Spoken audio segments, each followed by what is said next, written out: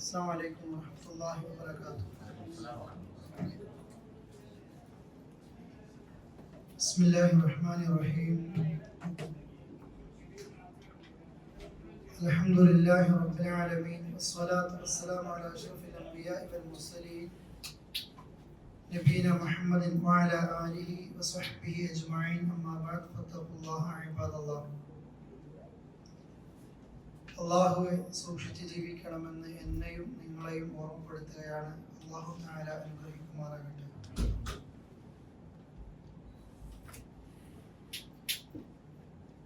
നമ്മളൊക്കെ ഇബാദത്തുകൾ ചെയ്ത് അതിനെ ഏറ്റവും നന്നായി കഴിയുന്ന പരമാവധി നന്നാക്കിക്കൊണ്ട് അതിൻ്റെ ഷർത്തും ഫർദും ഒക്കെ ഒപ്പിച്ച് പൂർണ്ണമായ കൂലി കിട്ടാൻ ആഗ്രഹിക്കുന്ന നിലക്ക് തന്നെയാണ് ഓരോ കർമ്മങ്ങളും ചെയ്യുന്നത്. ഒരിക്കലും നമ്മൾ എടുക്കുന്ന ഇബാദത്ത് നഷ്ടപ്പെട്ട് നരകത്തിലേക്ക് എത്തുന്ന ഒരവസ്ഥ നമ്മൾക്ക് ഉണ്ടാകരുത്. അതിന് വേണ്ടത് ഏറ്റവും നന്നായി ഇഖ്ലാസോടെ അള്ളാഹുവിന് വേണ്ടി മാത്രം ഇബാദത്തുകൾ ചെയ്യാൻ ശ്രദ്ധിക്കണം. ഒരുപാട് തവണ കേട്ട് കഴിഞ്ഞതാണ്, ഇഖ്ലാസുള്ള കർമ്മങ്ങൾ മാത്രമായിരിക്കും അള്ളാഹുവിൻ്റെ അടുക്കൽ സ്വീകരിക്കപ്പെടുന്നത്. ആരെയെങ്കിലും ബോധ്യപ്പെടുത്താനും ചെയ്യുന്ന നന്മകൾ മറ്റുള്ളവരിലേക്ക് അതെത്തട്ടെ എന്നാണെങ്കിലും കപടത മനസ്സിൽ കൂടിയിട്ടും ഏതെങ്കിലും ഒരു നന്മ അള്ളാഹ്ക്ക് വേണ്ടി ചെയ്യുന്നത് ജനങ്ങളും അതിൽ ഒരു പങ്കുകാരനാകുകയാണെങ്കിൽ ആ ഇബാദത്ത് അള്ളാഹുവിലേക്ക് എത്തുന്നതല്ല. നാം അത് ശ്രദ്ധിക്കാറുണ്ട്. എന്നാൽ ഇന്ന് നിങ്ങളോട് സംസാരിക്കുന്ന വിഷയം മറ്റൊന്നു കൂടിയാണ്. ഇഖ്ലാസോടെ നന്മകൾ ചെയ്ത ആളുകൾക്ക് പോലും പരലോകത്ത് ആ നന്മകൾ ഉപയോഗപ്പെടാത്ത നിരക്ക് നമ്മിലുണ്ടാകുന്ന ചില ദുസ്വഭാവങ്ങൾ നമ്മുടെ നന്മയെ നഷ്ടപ്പെടുത്തും എന്നുള്ളത് ഗൗരവത്തോടെ ഓർക്കേണ്ടതുണ്ട്. ആ ദുസ്വഭാവങ്ങളെ കുറിച്ച് എല്ലാവർക്കും അറിയുന്നതാണ്. ഒന്ന് ഓർമ്മപ്പെടുത്തുക എന്നത് മാത്രമാണ് ഇന്നത്തെ ക്ലാസ്സിൽ ഉദ്ദേശിക്കുന്നത്. നബി സല്ലല്ലാഹു അലൈഹി വസല്ലമയുടെ ഒരൊറ്റ ഹദീസ് മതി അത് നമ്മൾ മനസ്സിലാക്കാൻ. സ്വഹാബത്തെ, അതദറൂന മനിൽ മുഫ്ലിസ്, നന്മകൾ മുഴുവൻ ചെയ്തിട്ടും എല്ലാം പൊളിഞ്ഞ് പാപ്പരാകുന്ന ആളുകൾ, പരലോകത്ത് ഒന്നുമില്ലാതെ നരകത്തിലേക്ക് എത്തുന്ന ചില ആളുകളെ നിങ്ങൾക്ക് അറിയുമോ? ചോദ്യം സ്വാഭാവികമായും പാപ്പരായവർ ആരാണ് എന്നാണ് ചോദിച്ചത്. സ്വഹാബികൾക്ക് അറിയുന്ന മറുപടി പറഞ്ഞു, റസൂലെ, അൽ മുഫ്ലിസു ഫീനാ മല്ലാ ദിർഹമ ലഹു വലാ ദീനാർ. ഞങ്ങളൊക്കെ പാപ്പരായവർ എന്നൊക്കെ പറയുന്നത് കയ്യിൽ ദീനാറും ദിർഹമും ഇല്ലാത്ത, ഒരൊറ്റ റിയാലും കയ്യിലില്ലാത്ത ആളുകളാണ്. എല്ലാം പൊളിഞ്ഞു പോയവർ, ചെയ്ത ജോലികളൊക്കെ നഷ്ടത്തിലാണ്, കച്ചവടം നഷ്ടത്തിലാണ്, ഒന്നുമില്ല. റസൂൽ അതല്ല ഉദ്ദേശിച്ചത് എന്നവരെ ബോധ്യപ്പെടുത്തുകയാണ്. സ്വഹാബത്തെ, അതല്ല. എന്നാൽ ഇന്നൽ മുഫ്ലിസ മിൻ ഉമ്മത്തി, ഈ ഉമ്മത്തിലെ പാപ്പരായി പോകുന്നവർ യഅ്തൂന യൗമൽ ഖിയാമത്തി ബിസ്വലാത്തിൻ വസിയാമിൻ വസകാത്ത്, ഖിയാമത്ത് നാളിൽ കുറേ നിസ്കാരവും നോമ്പും സകാത്തും ഹജ്ജും ഉംറയും കൊടുത്ത ദാനങ്ങളും എല്ലാം കൊണ്ടുവരുന്നുണ്ട്. എല്ലാം ചെയ്തിട്ടാണ് ഖിയാമത്ത് നാളിൽ എത്തുന്നത്. സ്വർഗത്തിലേക്ക് പോകേണ്ട ആളുകളാണ്. പക്ഷെ അവന്റെ പിന്നാലെ വേറെ കുറെ ആളുകൾ വരുന്നുണ്ട്. ഈ നിസ്കരിച്ച, നോമ്പെടുത്ത, സക്കാത്ത് കൊടുത്ത, ആത്മാർത്ഥമായി എല്ലാ ഇബാദത്തുകളും ചെയ്ത വ്യക്തികൾ, പിന്നിൽ വരുന്ന കുറെ ആളുകൾ. ആ ആളുകളെ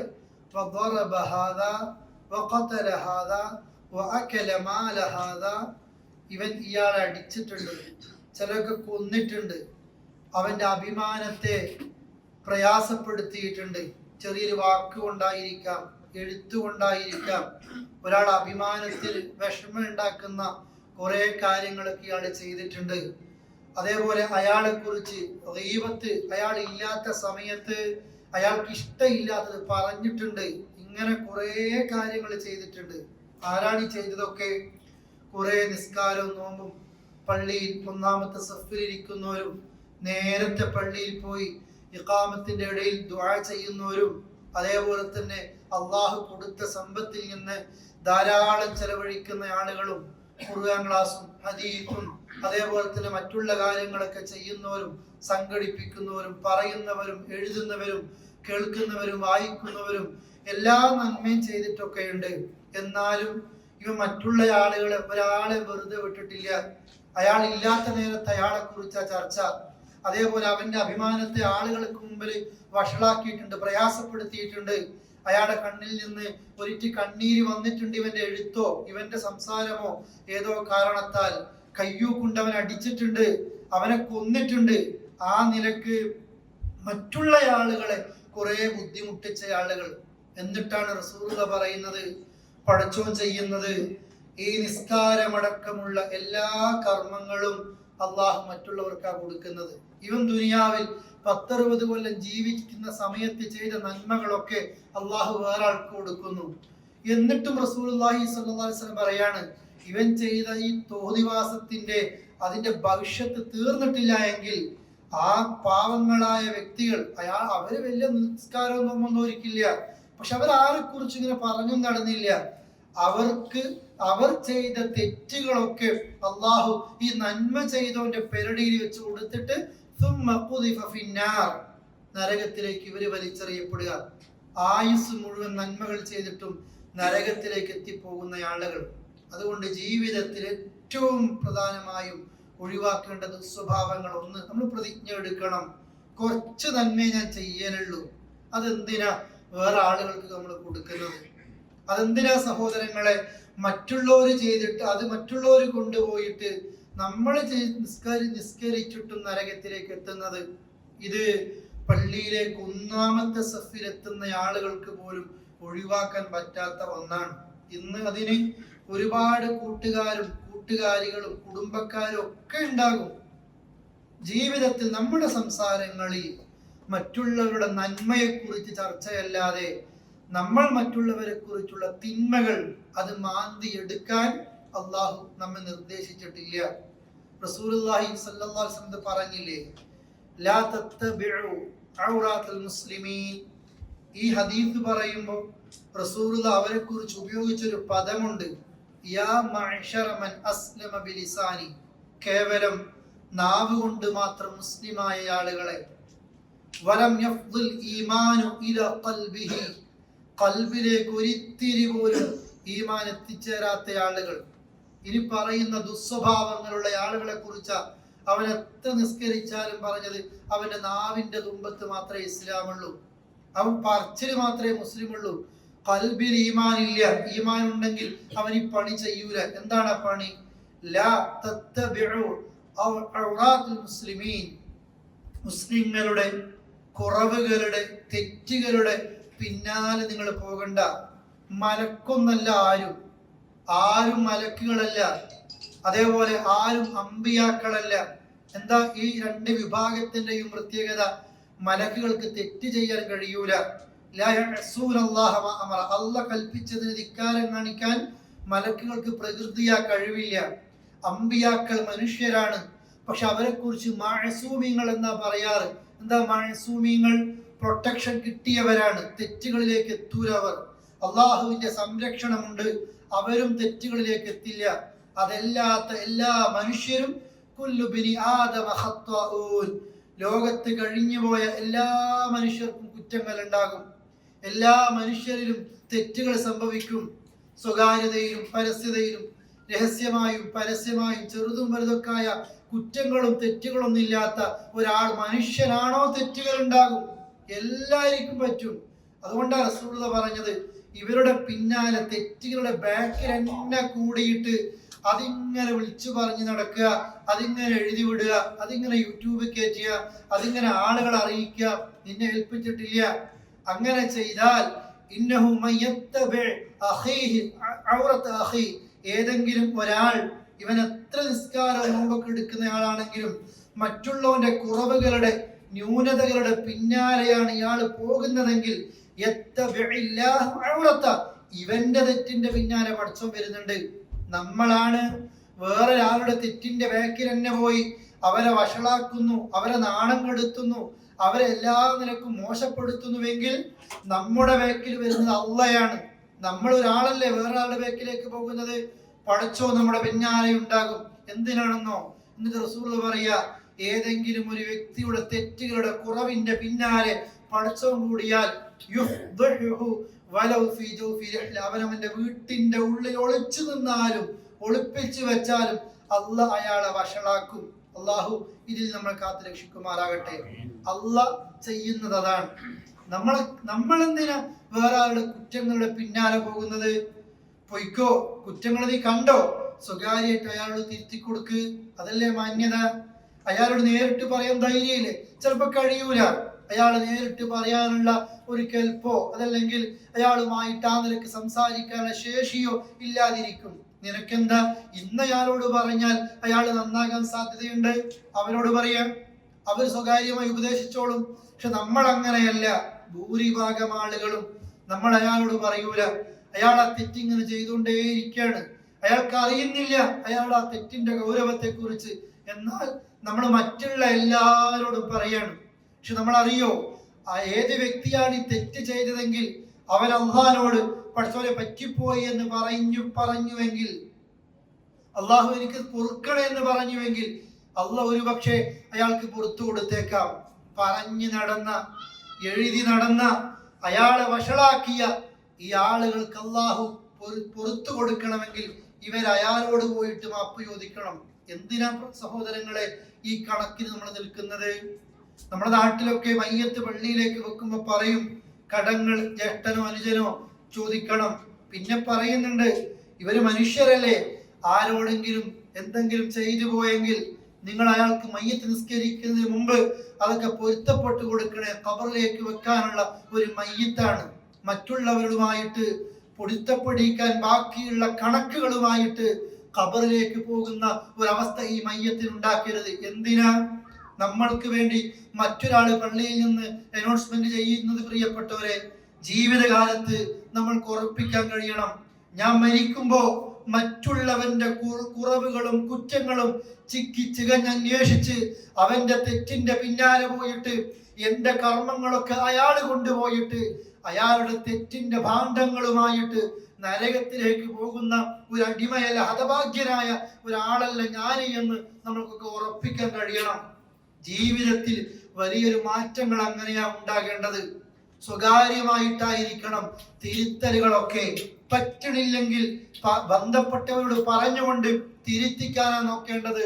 വഷളാക്കലും കുറവാക്കലും അപമാനിക്കലും അഭിമാനത്തെ മുറിപ്പെടുത്തലും നമ്മുടെ മുഴുവൻ കർമ്മങ്ങളും നഷ്ടപ്പെട്ടു പോകുമോ എന്ന് സഹോദരങ്ങളെ നാം ഭയപ്പെടേണ്ടതുണ്ട്. അതുകൊണ്ടാ ഈ വിഷയങ്ങളിൽ എത്ര നിസ്കരിച്ച ആളുകളാണെങ്കിലും സംഭവിച്ചു പോകുന്നത്. നബി സല്ലല്ലാഹു അലൈഹി വസല്ലമ സഹാബികളോട് പറയുന്നുണ്ട്, നിനക്കറിയോ ഗീബത്ത് എന്ന് പറഞ്ഞാൽ എന്താണ്? ആ സമയത്ത് അവർ പറയുന്നുണ്ട്, അല്ലാഹുവിനും അവന്റെ റസൂലിനും അറിയാം. അവിടുന്ന് പഠിപ്പിച്ചു കൊടുക്കുക, നിങ്ങൾ നിങ്ങൾ ഒരാളെ കുറിച്ച് പറയല ബിമാ യക്റ, അയാൾക്ക് ഇഷ്ടമില്ലാത്തത്. ഒരാൾക്ക് ഇഷ്ടമില്ലാത്ത നിങ്ങൾ എന്തിനാ പറയുന്നത്? അപ്പൊ സഹാബികൾ സ്വാഭാവികമായും ചോദിച്ചു, നബിയെ, ഞങ്ങൾ പറയുന്ന കുറ്റങ്ങളും കുറവുകളും അയാളിൽ ഉള്ളതല്ലേ, അങ്ങനെയാണെങ്കിൽ അതും കുറ്റാണോ? റസൂൽ പറഞ്ഞു മറുപടി, നിങ്ങൾ പറയുന്ന കുറ്റവും കുറവും അവരിൽ ഉണ്ടെങ്കിൽ അത് തന്നെയാണ് ഗീബത്ത്, അതാണ് ഗീബത്ത്. നിങ്ങൾ പറയുന്ന തെറ്റയാളിലുണ്ട്, പക്ഷെ നിങ്ങൾ അയാളുകൾക്ക് പറയുന്നില്ല, വേറെ എല്ലാവരോടും പറയാ, അതാണ് ഗീബത്ത്. ഇനി അയാളിൽ ഇല്ലാത്തതാണ് പറഞ്ഞതെങ്കിലോ ഗീബത്തിന്റെ കൂടെ കളവും കൂടെയായി. എന്നിട്ട് അല്ലാഹുവിന്റെ റസൂൽ പഠിപ്പിച്ച ഒരു ആയത്തിന്റെ ഖുർആനിൽ, യാ അയ്യുഹല്ലദീന ആമനു, സത്യവിശ്വാസികളെ, ഇജ്തനിബു കസീറൻ മിനൽ, നിങ്ങൾ ഊഹിച്ച് സംസാരിക്കുന്നത് ഒഴിവാക്കണേ. എല്ലാവർക്കും ഇഷ്ടം ഊഹിച്ച് പറയല, അതങ്ങനെയായിരിക്കും. അവസാനം തെറ്റിയാലോ ഞാൻ എന്ത് ചെയ്യാനാ, ഞാനത് വിചാരിച്ചു പോയി, ഞാൻ എങ്ങനെ കാണും? നീ ഊഹിച്ചുകൊണ്ട് സംസാരിച്ചിട്ട് നീ 10 ആളുകൾക്ക് മുമ്പിൽ അയാളെ കുറിച്ച് പറഞ്ഞപ്പോ അതല്ലെങ്കിൽ എഴുതിയപ്പോ അയാൾക്കുണ്ടായ പ്രയാസങ്ങൾ ആ 10 ആള് 100 ആളിലേക്ക് അത് ഏറ്റുപിടിച്ചു, വാർത്തകൾ പ്രചരിച്ചു. അവസാനം നീ തിരുത്തിയാലും അയാൾക്കുണ്ടായ അപമാനത്തിന്റെ ആ നഷ്ടമാല പ്രിയപ്പെട്ടവരെ നികത്തുന്നത്. അതുകൊണ്ട് ഊഹിച്ച് സംസാരിക്കുക നിങ്ങൾ ഒഴിവാക്കണം. ഊഹിച്ച് സംസാരിച്ചതിൽ ഊഹങ്ങളിൽ മിക്കതും തെറ്റാണ്. ഇയ്യാക്കും വദ്ദൻ, നിങ്ങൾ ഊഹത്തെ ഒഴിവാക്കണേ, അത് സൂക്ഷിക്കണേ.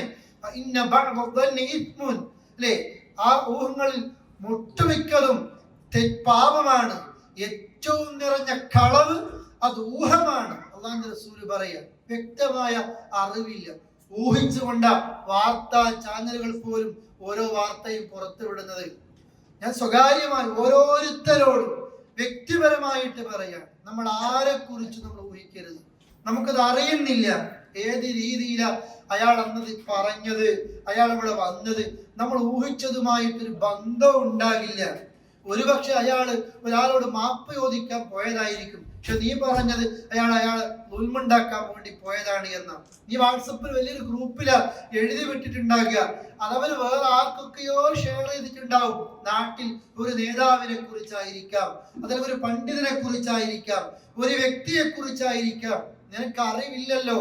അള്ളാഹുവിന്റെ ഖുർആൻ സൂറത്തുൽ ഇസ്രായിൽ ഗൗരവത്തോടു കൂടി പറയുന്നുണ്ട്, അറിവില്ലാത്ത വിഷയത്തിൽ നീ പറയാനോ നീ ഇടപെടാനോ നിൽക്കരുത്.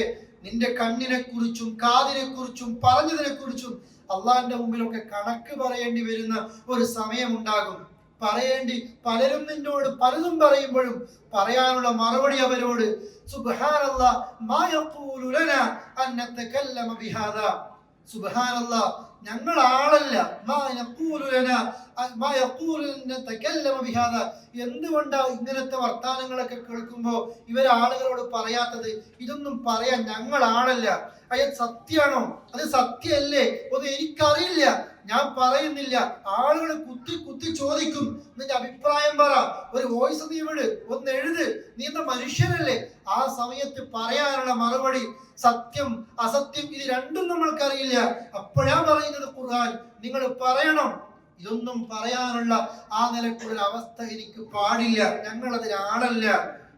അല്ലാഹുവിന്റെ റസൂൽ പറഞ്ഞില്ലേ, അള്ളാഹുവിൽ നിനക്ക് വിശ്വാസമുണ്ടെങ്കിൽ, പരലോകത്ത് നിനക്ക് വിശ്വാസമുണ്ടെങ്കിൽ ഫൽയഖുൽ ഖൈറാ, ഖൈർ പറഞ്ഞാ മതി. ഔ പറ്റില്ലേ ലിയസ്മുത്, മിണ്ടാതിരുന്നോ. എന്നിട്ട് ഗീബത്തിനെ കുറിച്ച് പറഞ്ഞത് വല തജസ്സസു, നിങ്ങൾ ചാരപ്പണി നടത്തല്ലേ. ഇവിടുന്ന് അപ്പുറത്തേക്ക് വിവരെത്തിക്കുക, തമ്മിൽ തെറ്റിക്കാനല്ലേ ഇത്.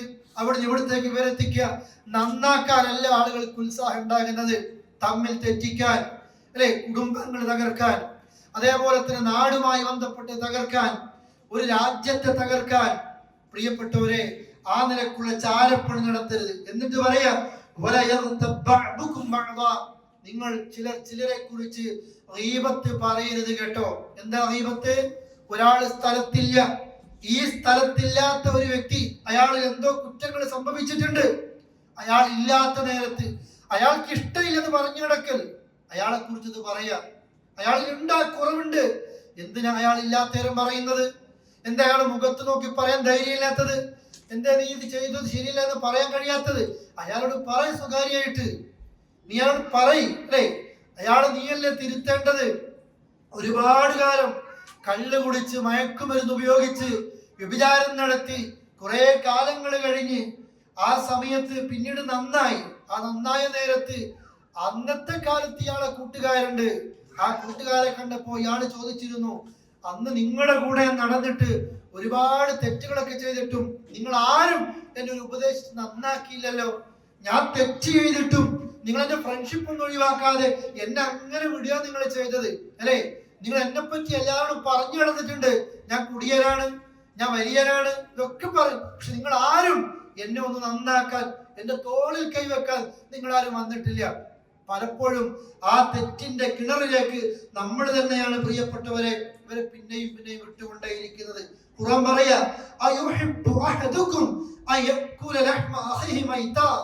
നിങ്ങളുടെ കൂട്ടുകാരൻ മരിച്ചു കിടക്കുമ്പോ, നിങ്ങളുടെ കൂട്ടുകാരി മരിച്ചു കിടക്കുമ്പോ ആ മയ്യത്തിൽ നിന്ന് അവന്റെ മാംസം മാന്തി പൊളിച്ച് തിന്നാൻ നിങ്ങൾ ഇഷ്ടപ്പെടുന്നുണ്ടോ?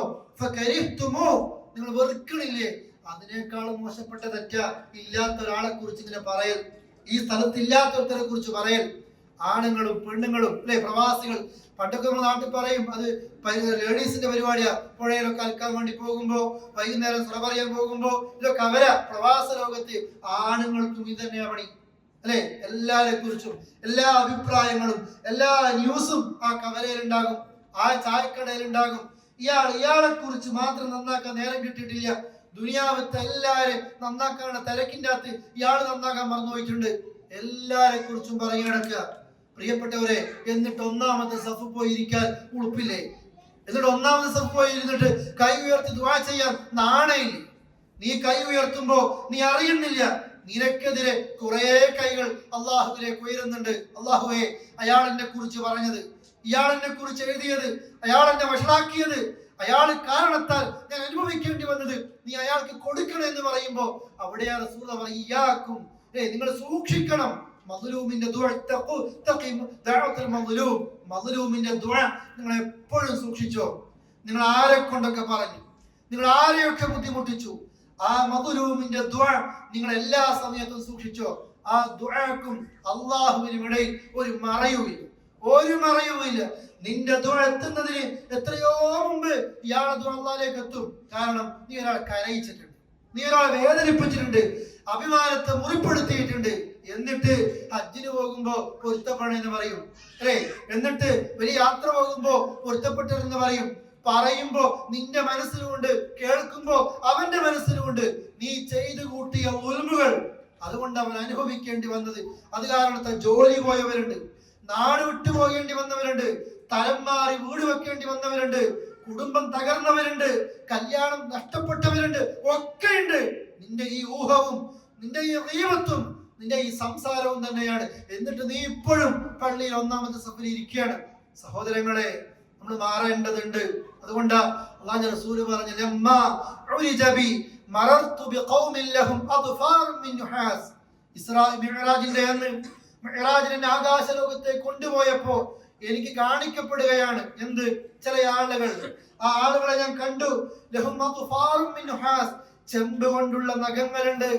യഖ്മിശൂന വുജൂഹും വഅദ്ബാറഹും, അവരുടെ നെഞ്ചും മുഖങ്ങളും ഒക്കെ മാന്തിപ്പൊളിക്കുകയാണ്.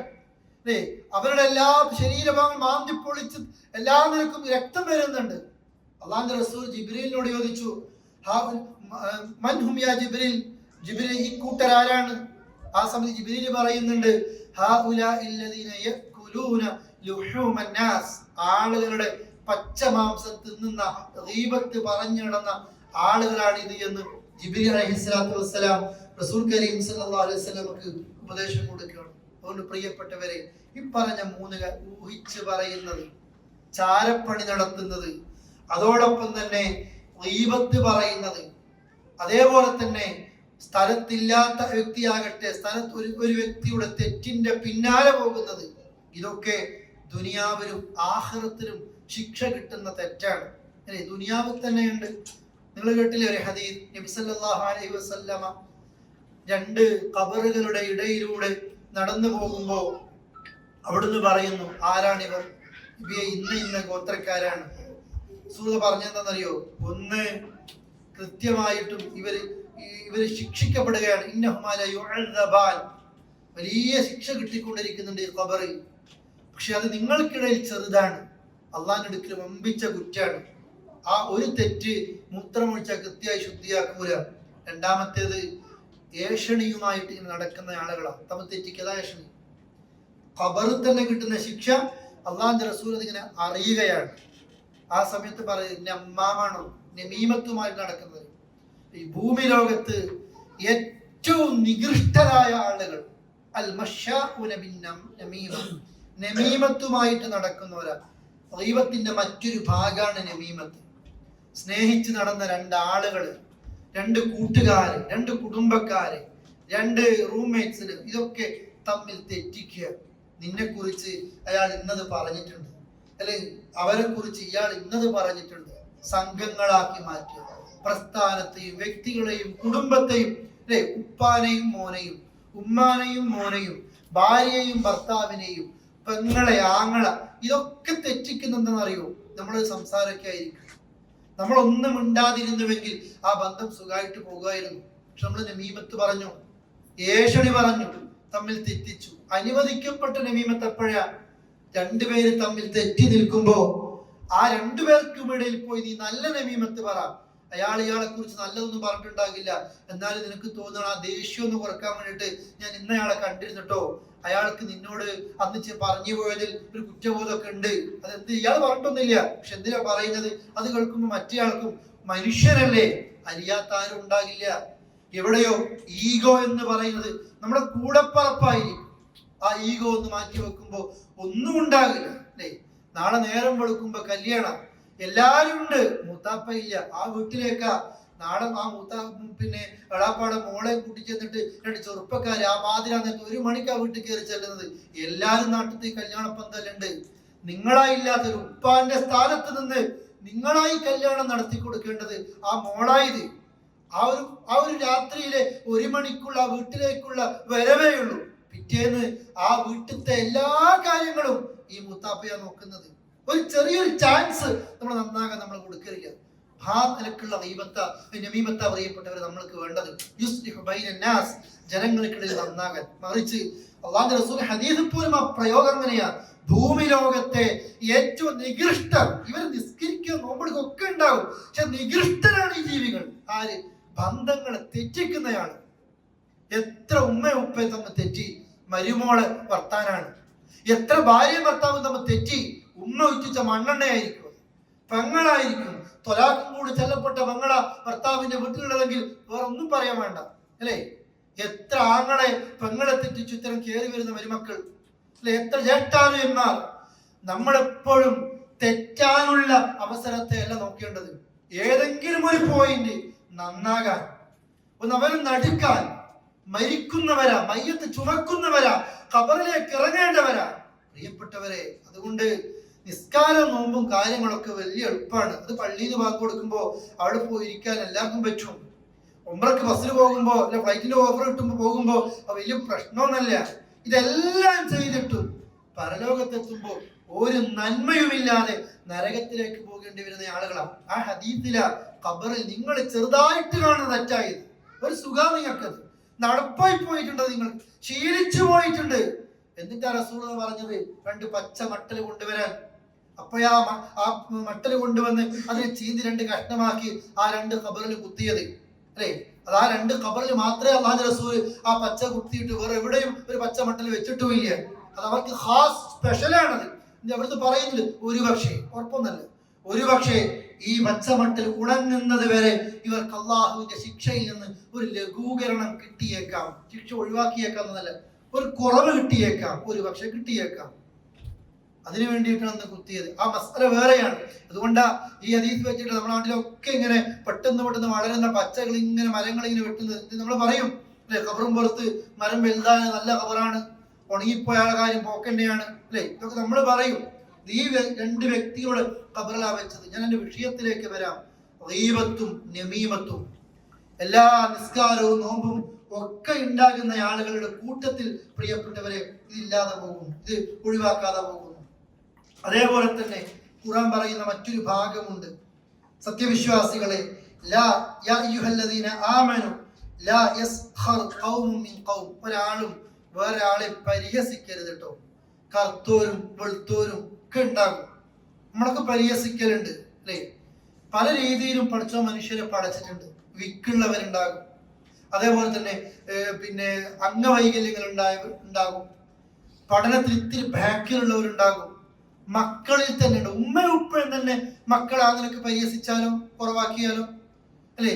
എത്ര സങ്കടങ്ങൾ നമ്മുടെ മക്കളോടൊക്കെ അവരുടെ നിറത്തെ കുറിച്ചോ അല്ലെങ്കിൽ അവർക്ക് ഏതെങ്കിലും തരത്തിലുള്ള പഠനത്തിലുള്ള കുറവിനെ കുറിച്ചോ പറയുമ്പോൾ നിങ്ങൾ അറിയുന്നില്ല ആ മക്കൾ അത് എത്ര വേദനയിൽ അതവിടെ സേവ് ചെയ്ത് വെച്ചിട്ടുണ്ട് എന്നുള്ളത്.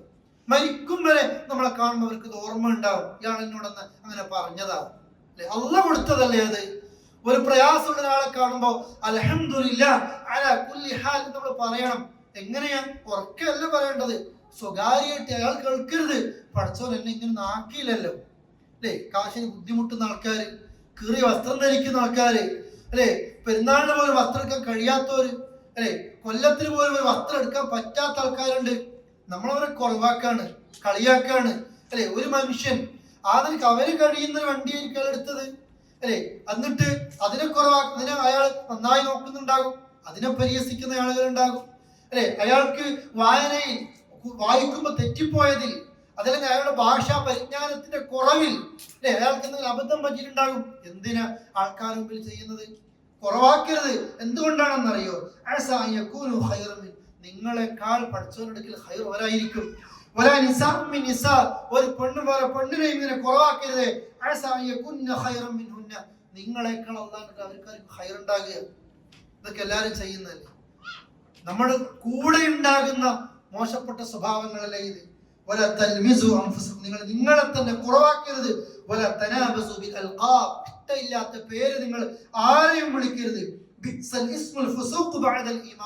പഠിച്ചോ, നിങ്ങൾക്ക് ഈമാൻ തന്നിട്ട് അതിനുശേഷം ഈ വൃത്തികെട്ട പേര് എത്ര മോശമാണത് എന്നിട്ട് പറയാ, ഗൗരവമുള്ള താക്കീത്. ഇതൊക്കെ ചെയ്തിട്ട് തെറ്റ് ചെയ്തിട്ട് ഇതൊക്കെ ചെയ്തിട്ട് തൗബ ചെയ്തില്ലേ, ഏറ്റവും വലിയ ളാലിമീങ്ങളാണ് അവർ. അതുകൊണ്ട് പ്രിയപ്പെട്ടവരെ, ആരെയും പരിഹസിക്കരുത്. ഖുർആനിലെ ഒരു സൂറത്തിന്റെ തുടക്കം വൈലുൽ ലികുല്ലി ഹുമസത്തിൽ ലുമസ, കുത്തി പറയുന്നവർ അല്ലെ, കുറവാക്കുന്നവർ. ഇത് രണ്ടും വേദന ഉണ്ടാക്കുന്നതാണ്. സംസാരിക്കുമ്പോ കുത്തി കുത്തി പറയാ, കേൾക്കുന്നവർക്കുണ്ടാകുന്ന പ്രയാസത്തിലായിരിക്കും അറിയോ. കുറവാക്കുക. ഈ പറഞ്ഞതുപോലെ വിക്കിന്റെ തൊലി നിറത്തിന്റെ അല്ലെ, അതല്ലെങ്കിൽ തറവാടിന്റെ അയാൾ ചെയ്യുന്ന ജോലി അല്ലെ, പലനിരക്കും മുടി വെട്ടുന്ന ജോലിയായിരിക്കാം, അതല്ലെങ്കിൽ മാംസം അത് വെട്ടുന്ന ജോലിയായിരിക്കാം. ഖബറിലേക്ക് നമ്മൾക്ക് വേണ്ടി ഖബർ കുഴിക്കുന്ന വ്യക്തികളെ പോലും ആൾക്കാർ കളിയാക്കാണ്, കുറവാക്കാണ് അല്ലെ. ഏത് ജോലിക്കും അതിന്റെ അന്തസ്സുണ്ട് പ്രിയപ്പെട്ടവരെ. ആരെയും നമ്മൾ കുറവാക്കരുത്. ഹലാലായ നിരക്ക് അയാൾ ചെയ്യുന്ന ഒരു ജോലിയാണത്. അയാളെ വഷളാക്കരുത്. നമ്മൾ വലിയ റെസ്റ്റോറന്റുകളും മറ്റൊക്കെ പോയി കഴിയുമ്പോൾ അവർ അങ്ങോട്ടും ഇങ്ങോട്ടൊക്കെ റെസ്പെക്ട് ഒക്കെ ചെയ്യും. പക്ഷേ സാധാരണക്കാരുണ്ട്, ഒരു ഓട്ടോറിക്ഷയിൽ റോഡിന്റെ സൈഡിൽ അല്ലെ, അതല്ലെങ്കിൽ പിന്നെ ഫുട്പാത്തിൽ കച്ചവടം ചെയ്യുന്ന ആൾക്കാർ, അവരെ കാണുമ്പോൾ നമുക്കൊരു അലിവ് കേറും തോന്നണ്ടേ? കുടുംബം പോറ്റാൻ വേണ്ടിയിട്ട് നിങ്ങൾ കാണുന്നില്ല പ്രിയപ്പെട്ടവരെ, കടകളുടെ മുമ്പിലൊക്കെ, നാട്ടിലൊക്കെ റെസ്റ്റോറന്റിന്റെ മുമ്പിലൊക്കെ അല്ലെ, വാഹനങ്ങൾ പോകുമ്പോൾ പൊരി വൈരത്തും ഇങ്ങോട്ടേക്ക് വാ എന്ന് വിളിക്കുന്നത് ഏതോ വീട്ടിൽ ഉപ്പയാണ്, ഏതോ ഒരാളുടെ മോനാണ്, ഏതോ ഒരാളുടെ ആങ്ങളെയാണ്. മക്കളുണ്ട്, അവർക്ക് ഭാര്യയുണ്ട് അല്ലെ. ഒരു വീടിന് പോറ്റാൻ, ഒരു കുടുംബത്തെ പോറ്റാൻ അയാൾ സ്വീകരിച്ച വഴി അതാണ്. ഇറക്കണില്ലല്ലോ നമ്മളയാളെ കാണുമ്പോ അല്ലെ, ഒരു പുച്ഛം, അപമാനം. പ്രിയപ്പെട്ടവരെ, അള്ളാഹുവിന്റെ മുമ്പിൽ ഒരുപക്ഷെ ഖൈർ അവർക്കായിരിക്കും. നാളെ അതിനേക്കാൾ പ്രയാസം നമ്മൾക്ക് വരൂ എന്ന് നമ്മളും പേടിക്കേണ്ടതുണ്ട്. ഞാൻ അവസാനിപ്പിക്കുകയാണ്. ഇതൊക്കെ വരുന്നത് എവിടുന്നാണെന്നറിയോ? ഗീബത്തും നമീമത്തും ഈ ഊഹിച്ചു പറയുമ്പോൾ എല്ലാം വരുന്നത് ഞാനൊക്കെ തികഞ്ഞവനാണ് എന്നൊരു കിബറാണ്. അതുകൂടെ പറഞ്ഞ് അവസാനിക്കുന്നു. എല്ലാവർക്കും ഉണ്ടാകുന്ന കിബറാണ്. പ്രവാസികളെ, നമ്മളാണ് ഷോ ചെയ്യുന്ന ആൾക്കാർ. എപ്പോഴും നമ്മൾ കാണിക്കുകയാണ്. പണ്ടേ നമ്മുടെ നാട്ടിലും അല്ലെ, പ്രവാസികളെ പറ്റിയുള്ള പാട്ടും പ്രവാസികളെ പറ്റിയുള്ള അഭിനയങ്ങളും ഒക്കെ എന്താ വരിക?